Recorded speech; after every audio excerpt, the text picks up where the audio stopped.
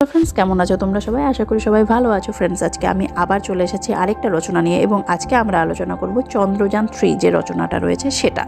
এবং এই রচনাটা বিশেষ করে উচ্চ মাধ্যমিক যারা দেবে, হায়ার সেকেন্ডারি যারা দেবে তাদের জন্য বেশি ইম্পর্ট্যান্ট, মেট্রিক যারা দেবে তারাও কিন্তু অবশ্যই দেখে রাখবে, কারণ কাদের এসে যাবে সেটা বলা যায় না, তবে উচ্চ মাধ্যমিকের জন্য খুবই ইম্পর্ট্যান্ট এবারের জন্য।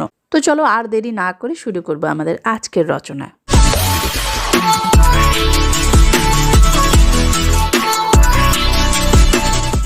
অন্যান্য রচনার মতো এখানেও আমরা প্রথমে ভূমিকা দিয়েই শুরু করব এবং আমি প্রথমটা শুরু করেছি কাজী নজরুল ইসলামের একটা কোট দিয়ে, থাকবো নাকবদ্ধ ঘরে দেখবো এবার জগৎটাকে। এই লাইনটাকে তোমরা একটু অন্য রঙে লিখবে। মানব সভ্যতার অগ্রগতির চালক হলো বিজ্ঞান। এই বিজ্ঞানের হাত ধরে সভ্যতার বন্ধ দ্বার খুলে আমাদের এগিয়ে চলা। গুহাবাসী মানুষ যখন আগুন জ্বালাতে শিখল, গাছের ছালকে গায়ের পোশাক বানালো, সেদিন থেকেই শুরু হলো বিজ্ঞানের জয়যাত্রা। সেদিন থেকে বিজ্ঞান আর থেমে থাকেনি। আজ সে চাঁদে পাড়ি দিয়েছে। একবার ভুল হলেও সে থেমে থাকেনি, বারবার চেষ্টা করেছে, যার ফলস্বরূপ আমরা পেলাম চন্দ্রযান-3 এর সফলতা, যা আমাদের সমগ্র বিশ্ববাসীর সামনে শ্রেষ্ঠত্বের আসনে বসিয়েছে।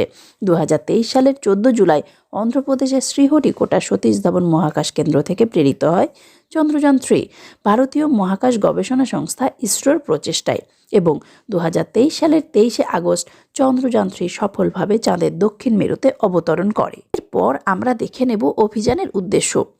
পূর্ববর্তী চন্দ্রযান-2 চাঁদের কক্ষপথে সঠিকভাবে প্রবেশ করলেও ল্যান্ডারের সফট ল্যান্ডিংয়ে ব্যর্থ হয়েছিল। তাই সফট ল্যান্ডিংয়ের মাধ্যমে চাঁদে অবতরণের জন্য ইসরোর এই প্রচেষ্টা। চন্দ্রযান-3 অভিযানের মূল উদ্দেশ্যগুলি হল: চাঁদের দক্ষিণ মেরুতে বৈজ্ঞানিক অনুসন্ধান চালানো, কারণ চন্দ্রযান-1 সেখানে প্রচুর বরফের সন্ধান দিয়েছিল। 2.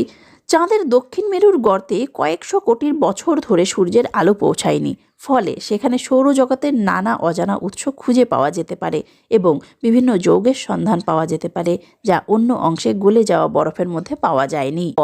চাঁদে থাকতে পারে ammonia, hydrogen, silver, mercury, sodium, মিথেনের বিপুল ভাণ্ডার, যা এই মিশনের উদ্দেশ্যকে ত্বরান্বিত করে। তারপরে আমরা লিখব চাঁদের রোভারের লোটারিং ক্ষমতা পর্যবেক্ষণ করা এই মিশনের উদ্দেশ্য। এরপরে আমরা লিখব গঠন, চন্দ্রযান-3 গঠন।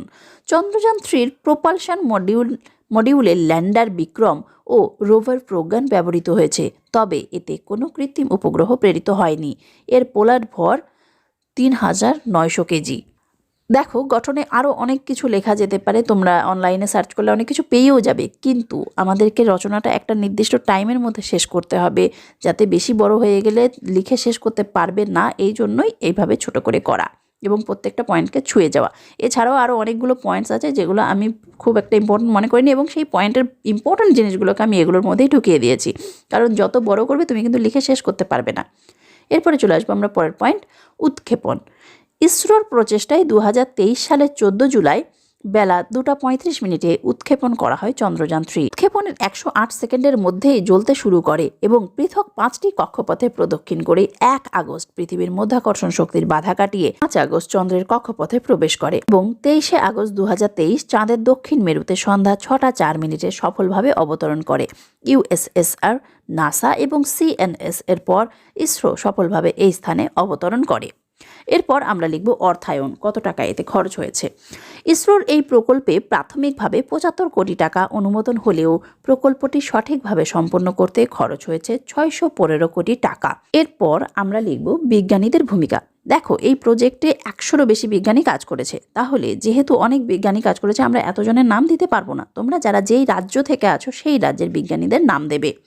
চলো আমরা দেখে নিই।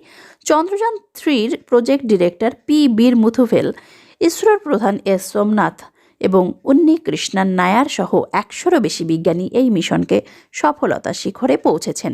এই অভিযানে অংশগ্রহণ করে আসামকে গর্বিত করেছে নিধি শর্মা ও চয়ন দত্ত। এবার তোমরা যারা পশ্চিমবঙ্গ থেকে দেখছো, যারা পশ্চিমবঙ্গের বাসিন্দা, তারা দেখো ব্র্যাকেটের ভিতর আমি যেটুকু লিখেছি তোমরা সেটা লিখবে। এই অভিযানে অংশগ্রহণ করে 25 জন বঙ্গ সন্তান: অমিত মাঝি, মানস সরকার, জয়ন্ত লাহা, সৌরভ বসু, মমিতা দত্ত, কৌশিক নাগ, পীযূষ কান্তি প্রামাণিক, মোশাররফ হোসেন, আর্য রানা, কৃষ্ণ নন্দী প্রমুখ। সম্পূর্ণ 25 জনের নাম যেভাবে তোমাদের মনে রাখতে কষ্ট হবে, তেমনি 25 জনের নাম লিখতেও বেশ সময় লাগবে। তো এইভাবে প্রমুখ কথাটা দিয়ে দিলে আরও যারা আছে তাদেরকেও আমাদের একসাথে বলা হয়ে যায়।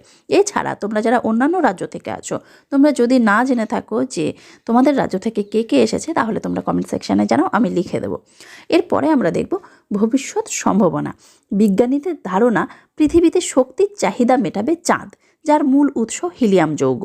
কারণ পৃথিবীর 5,000 কিলো কয়লার সমপরিমাণ শক্তি তৈরি করবে মাত্র 40 গ্রাম হিলিয়াম যৌগ।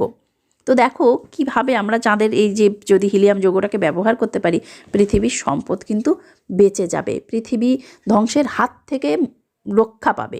তো চলো এরপর আমরা দেখে নেব উপসংহার। নানা বাধা বিপত্তি অসফলতাকে কাটিয়ে চন্দ্রযান-3 আজ সফলভাবে চাঁদের দক্ষিণ মেরুতে অবতরণ করেছে। ইসরোর এই সাফল্য দেশবাসীকে গর্বিত করেছে, রূপকথার চাঁদের পাহাড়কে জীবন্ত করে তুলেছে। সমগ্র দেশবাসী অধীর আগ্রহে অপেক্ষায় এর ফলাফলের জন্য। 2023 সালের 23শে আগস্ট দিনটি গাঁথা থাক আমাদের সকলের হৃদয়ে। জয় হোক চন্দ্রযান-3 এবং সফলতায় ভরে উঠুক ইসরো। গর্বিত হই আমরা, বাঁচুক আমাদের পৃথিবী। তো রচনাটা কেমন লেগেছে তোমরা অবশ্যই কমেন্ট সেকশানে জানাবে। চেষ্টা করেছি ভালো করে তৈরি করার এবং যাতে সময়ের মধ্যে শেষ করা যায়, সম্পূর্ণ বিষয়গুলোকে টাচ করার চেষ্টা করেছি।